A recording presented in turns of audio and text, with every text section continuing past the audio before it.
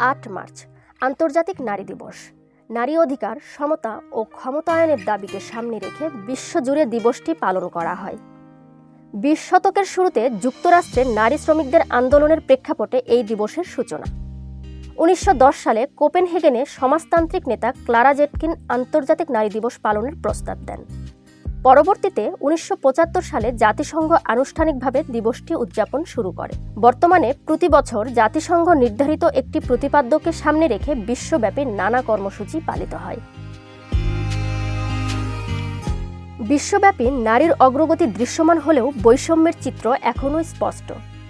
আন্তর্জাতিক শ্রম সংস্থার তথ্য অনুযায়ী বিশ্বে নারীরা গড়ে পুরুষদের তুলনায় প্রায় ২০% কম মজুরি পান। কর্মক্ষেত্রে নেতৃত্বের অবস্থানেও নারীর অংশগ্রহণ সীমিত। ওয়ার্ল্ড ইকোনমিক ফোরামের গ্লোবাল জেন্ডার গ্যাপ রিপোর্ট ২০২৩ বলছে, বর্তমান গতিতে অগ্রগতি অব্যাহত থাকলে বৈশ্বিক লিঙ্গ সমতা অর্জনে সময় লাগতে পারে ১৩০ বছরেরও বেশি। রাজনৈতিক অংশগ্রহণের ক্ষেত্রেও একই চিত্র। ইন্টার পার্লামেন্টারি ইউনিয়নের সর্বশেষ তথ্য অনুযায়ী বিশ্ব সংসদগুলোতে নারী সদস্যের হার এখনও ৩০%-এর নিচে। যদিও কিছু দেশের রাষ্ট্র ও সরকার প্রধান হিসেবে নারীর নেতৃত্ব বৈশ্বিক অঙ্গনে গুরুত্বপূর্ণ উদাহরণ তৈরি করেছে। শিক্ষা খাতে অগ্রগতি তুলনামূলক ইতিবাচক। ইউনেস্কোর তথ্য বলছে, প্রাথমিক শিক্ষায় বিশ্বব্যাপী ছেলেমেয়ের ভর্তির হার প্রায় সমতায় পৌঁছেছে। তবে প্রযুক্তি, বিজ্ঞান ও উচ্চ পর্যায়ের নীতি নির্ধারণী পদে নারীর উপস্থিতি এখনও কম। জাতিসংঘ উন্নয়ন কর্মসূচির মতে, লিঙ্গ বৈষম্য কমানো গেলে তা বৈশ্বিক অর্থনীতিতে উল্লেখযোগ্য প্রবৃদ্ধি যোগ করতে পারে। বাংলাদেশের প্রেক্ষাপটে নারীর অংশগ্রহণ গত কয়েক দশকে উল্লেখযোগ্যভাবে বেড়েছে।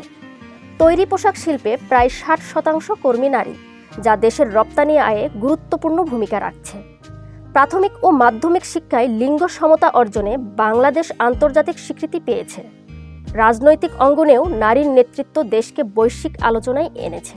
আমরা এমন রাজনীতি করতে চাই, রাজনীতি হবে মানুষের পাশে দাঁড়ানো, জনগণের কথা বলা।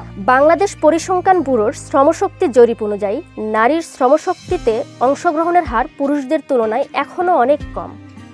একই সঙ্গে পারিবারিক সহিংসতা, কর্মক্ষেত্রে বৈষম্য এবং সাইবার হয়রানির মতো বিষয়গুলো উদ্বেগের কারণ হয়ে আছে। বিভিন্ন মানবাধিকার সংস্থার প্রতিবেদনে এসব চ্যালেঞ্জের ধারাবাহিকতা উঠে এসেছে।